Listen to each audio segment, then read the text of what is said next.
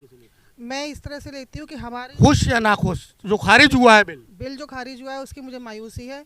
और मैं ये देखती हूँ कि मैं ये कहना चाहती हूँ कि महिलाओं को किसी भी तरह से राजनीति में घुसेड़ना नहीं चाहिए, चाहे कोई भी पार्टी हो। महिलाओं के लिए एक अपना अलग लेबल है। आप अभी ये देखिए 50 सालों के बाद एक यान गया है चंद्रमा पर, उसमें एक महिला है। तो महिला की शक्ति को पहचानना चाहिए, और अगर महिलाओं को आरक्षण मिल रहा है 33% किसी भी प्लेटफॉर्म पे, तो वो मिलना चाहिए था। ये नीति सही थी, चाहे वो कोई भी पार्टी। मतलब ये खारिज हुआ है, इसका खेद है। हाँ, बहुत खेद है हमें। किसे जिम्मेदार मानते हैं आप? विपक्ष को जिम्मेदार मानते हैं। उनको आगे बढ़ के संशोधन करा करके और इस बिल को पास होने देना चाहिए। बिल में 15% महिलाओं को आरक्षण मिल रहा है, तो 85% की महिलाएं वो ऐसे ही रह जाएंगी। आप उनके लिए क्यों नहीं शोक मना रही हैं कि उनको क्यों नहीं दिया जा रहा है अधिकार?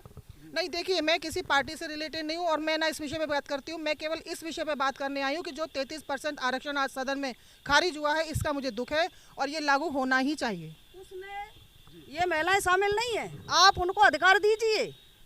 जब भाई 4 को अधिकार मिल जाए और 15 को अधिकार मिल जाए और 85 खड़ी रह जाए, तो ये न्याय है क्या? कितना मैं ये कहना चाहूंगी कि आज हमारी राष्ट्रपति कौन है? दलित महिला है। इससे बड़ा आरक्षण कुछ नहीं हो सकता है। तो अगर ये बिल लागू होता तो सारे आरक्षण अपने आप आ जाते, लेकिन ये बिल लागू नहीं हुआ, ये हमारा दुर्भाग्य है। मतलब विपक्ष ने कहीं पूरी मंशा के अनुसार हमारी राष्ट्रपति वो आरक्षित हैं।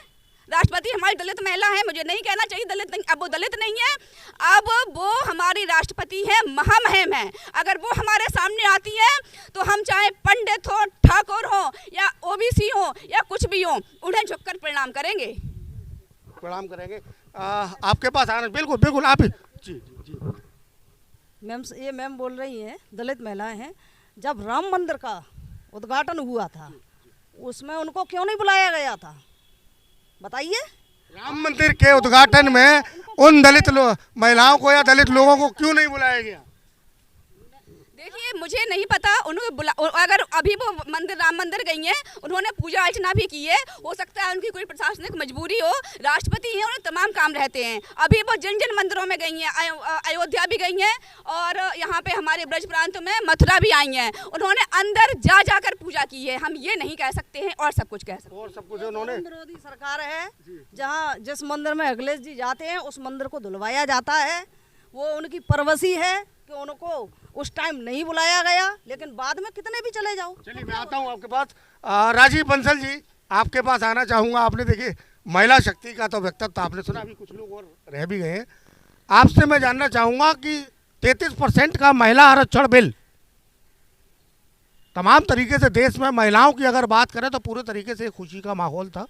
वही अगर बात करें तो खुशी का माहौल एक छलकते आंसुओं में तब्दील हो गया महिलाओं के लिए। बहरहाल, महिला आरक्षण बिल देश की आवाम के लिए, देश की महिलाओं के लिए कितना कारगर साबित होता, या अगर ये खारिज हो गया तो सही हुआ क्या? सबसे पहले तो मैं आपका और आपके चैनल का धन्यवाद करता हूं कि आपने हम जैसे आम नागरिक की बात सुन करके और देश में फैलाने की कोशिश की है। सबसे पहले तो मैं आपको ये कह रहा हूं, ये आप मीडिया वालों ने जो टाइटल दे रहे हो, यही गलत है। ये महिला आरक्षण बिल नहीं गिरा है, ये नागरिकता कानून का बिल गिरा हुआ है। ये महिला आरक्षण बिल तो पास हो चुका है, हाई कोर्ट लोकसभा में भी पास हो गया, राज्यसभा में भी पास हो गया है। तो महिलाओं को कोई भी, किसी भी महिला को इसमें दुखी होने वाली कोई बात नहीं है, क्योंकि कल नहीं तो परसों ये आरक्षण तो पास होना ही होना है। अभी उम्मीद है? उम्मीद क्या है? ये तो प्रशीमन वाला बिल गिरा है ना, ये प्रशीमन का बिल गिरा है, आरक्षण बिल नहीं गिरा है। 2023 में ही पास हो चुका है। ये तो मैं आपसे कहना चाह रहा हूँ कि आप एक सेकंड मुझे दीजिए सिर्फ। ये मोदी जी की, हमारे की, मैं भी मोदी भक्त हूँ। ये कुटिलता चाल है। चाल कैसे? जब आरक्षण आपको देना है, 12-13 साल से आप काम कर रहे हो, अगर आपको आरक्षण देना ही था तो 543 में क्यों नहीं दे रहे हो? अगर कानून में कोई प्रावधान लाना है तो आप शगुफा देश में ला रहे हो बार बार कि अब जी नागरिकता प्रशीमन लाओगे, 850 सीटें करोगे आप। देश बताइए, देश भार झेल लेगा हमारा? ऑलरेडी पहले से इतना भार है। नहीं, पहले से इतना भार है, आप बताइए कि देश का भार झेल जाएगा? मैं पीयूष जी से बात कर रहा हूँ कि आप महिला हो, मैं ये कह रहा हूँ आपको 235 सीटें अलग से मिल जाती हैं, तो उससे पहले हमारे पास जो 543 सीटें, उसी में से हमें 10% दे दो, अगर तुम बंटवारा ही कर रहे हो तो। महिला हमारी एक सबसे पहली महिला होती है बेटी, उसके बाद होती है पत्नी, उसके बाद होती है माँ। इसको या बंटवारा कर दे रहे हो 33-32, ये क्या होता है क्या चीज़ ये? आपको अगर समानता लानी है तो इसमें समानता लाओ ना। हमारी महिला पूजनीय है हमारे घर के लिए। आप माँ, सब माँ भी होती है, पत्नी होती है और बेटी भी होती है। आप बंटवारी करे दे रहे हो। दूसरी बात, आपको आरक्षण ही दे रहे हो। यानी ये समाजवादी पार्टी यानी इंदुमती यादव जी की तरफ से जो बात आई कि विभाजन, इस आरक्षण के माध्यम, महिला आरक्षण के माध्यम से मोदी सरकार एक विभाजन वाली स्थिति पैदा कर, वो आप सहमत हैं? वो दूसरी बात कह रहे हैं। अभी उनके जो तर्क हैं वो अपनी पार्टी की कोई मजबूरियां होती हैं। वो कह रहे हैं ओबीसी को आरक्षण नहीं मिल रहा है। आपने इस सेंटेंस से आप सहमत हैं? मेरी बात तो सुनो, सहमत हो ना सहमत की बात ही नहीं है। पहले तो आपके लिए अधिकार की 33% की लड़ाई तो आया है, उसके बाद आप नई लड़ाई लड़ो। आप मालिक हो 37 सीटें आपकी, एक प्रदेश ने आपको 37 दी हैं। पहले अगर आरक्षण लागू हो जाता, उसके बाद आप कहते कि सही ओबीसी को आप इसमें से अलग से आरक्षण दे दो, या बैकवर्ड को दे दो, या शेड्यूल कास्ट को दे दो, या अल्पसंख्यक को दे दो, तो इसमें किसी को कोई ऐतराज़ नहीं होता है। लेकिन मैं फिर भी कह रहा हूँ, मैं ना तो मोदी जी की कह रहा हूँ, ना अखिलेश जी कह रहा हूँ, ना कांग्रेस की कह रहा हूँ। ये कुटिलता से अगर देश को चलाओगे तो देश कभी भी माफ़ नहीं करेगा। ये बहुत गलत काम कर रहे हो, ये कुटिलता वाला काम छोड़ दो। अंजलि जी, आपसे जानना चाहूँगा, आपने जैसे यहाँ महिला शक्ति की आपने व्यक्तित्व सुना, महिलाओं के हक की भी यहाँ बात हो रही है, महिलाओं ने खेद भी जताया है इस बिल को खारिज होने में।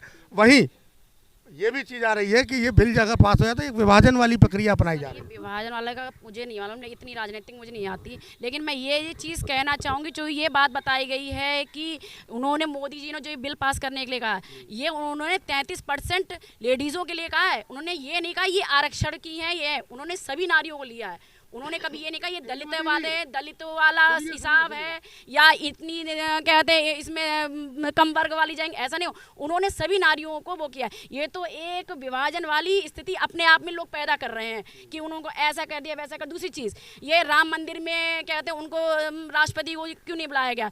सबको ये मालूम है कि हमें अगर भगवान के दर्शन करने जाना है तो भगवान के पास हमें खुद जाना पड़ेगा, वो नहीं बुलाएंगे। हमें दर्शन करने हैं तो हमें खुद जाना पड़ेगा। और दूसरी चीज़, ये जो तो 33% ये चीज़ लेडीज़ों के लिए आई है, इस चीज़ के लिए हमें एक चीज़ और करनी चाहिए। ये खुशी की बात है, आप एक पूरी चीज़ पर गौर करो।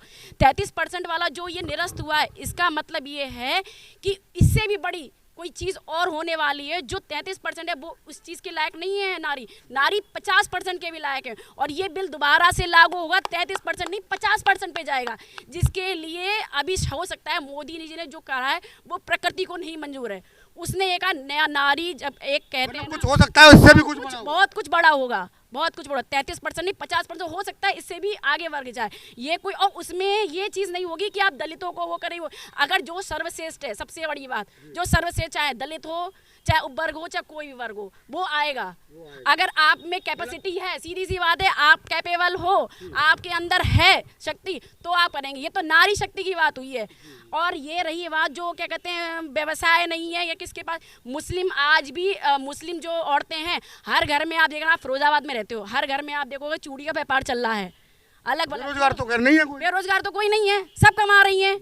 उनके बच्चे 5 साल के हो जाएंगे, 6 साल के हो जाएंगे, तो वो सब कमा रहे हैं। वो क्या कहते हैं व्यापारिकता से परेशान जो कुछ, हम उच्च वर्ग के लोग हैं।